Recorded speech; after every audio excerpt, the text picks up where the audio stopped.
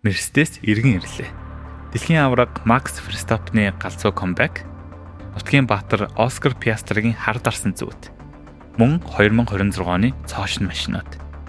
Шинэ 90 үе Альберт Паркад яг л галзуу улгаан шиг эрчтэй эхэллээ. Сайн байцгаана уу? F1 нөхөрчдөө. Улирлын нээлт хүлээлтэр дүүрэн байсан Австралийн Гран Прид яг юу болоод өнгөрөв? Видеонд орцгоё. Эхлээс өмнө хэлэхэд subscribe дарахаа битгий мартаарай.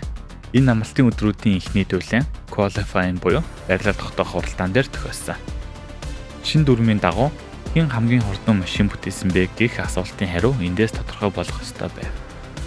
Гэтэл дэлхийн аварга Макс Ферстаппен алдаа гаргаж үндсэн уралдааныг хамгийн сүүлээс буюу 20 дугаар байрнаас эхлүүлэхээр болсон юм. Чан бороноор гихчээр энэ бүхнээс хэн хожив? Мэдээж Мерседес. Жорж Рассел perfect lap хийж pole position авсан бол залууд Кими Антонелли түүний араас.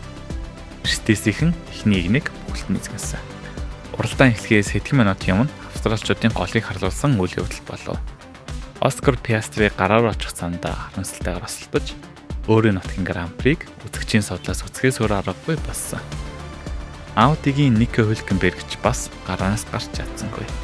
Харин 5 улаан гэрэл унтрахчид жинхэнэ гал гарсан. Ферраригийн Шарль Леклер 4-р байрнаас пуучин шиг харуулж 1-р эргэлтээр Расселын дотор зөрхтэй дайран тэргүүлэлтийг болгож авлаа. Эхний тойргуудад Леклер Рассел хоёрын хооронд жинхэнэ мастер класс буюу дугуйгаа шүргэн тулаан өрнөсөн юм. Тэгвэл цувааны сүүл хэсэгт юу болж исэн бэ? 20-р байрнаас гарсан Макс Ферстаппен жинхэнэ аратан авираа гаргасан. Тэрээр урт харалдсан болгоноо нэг-нэгээр гүцэж төрлөн аврахын чансаагаа гайхуулав. Гэтэл уралдааны хувьд яг оронгоор нэргүүлсэн нэгэн үйл явдал болсон нь Red Bull-ийн Исаак Хажари машин замын гол зогссон явдал байлаа. Virtual safety car зарлах үед Ferrari маш эрсдэлтэй алхам хийж Leclerc зам дээр үлдээв. Харин Mercedes энэ бэлгийг алдсангүй Russell-ыг пит оруулж дугуйгаа солиулсан нь стратегийн хувьд Ferrari-г баталсан хэрэг болсон.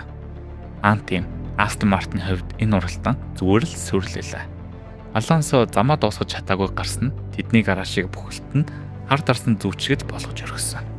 Эцэст нь Жорж Рассел ямар ч алдаагүй өөгүй цэвэрхэн уралдаж 2026 оны шинэ улирлын анхны ялагч боллоо.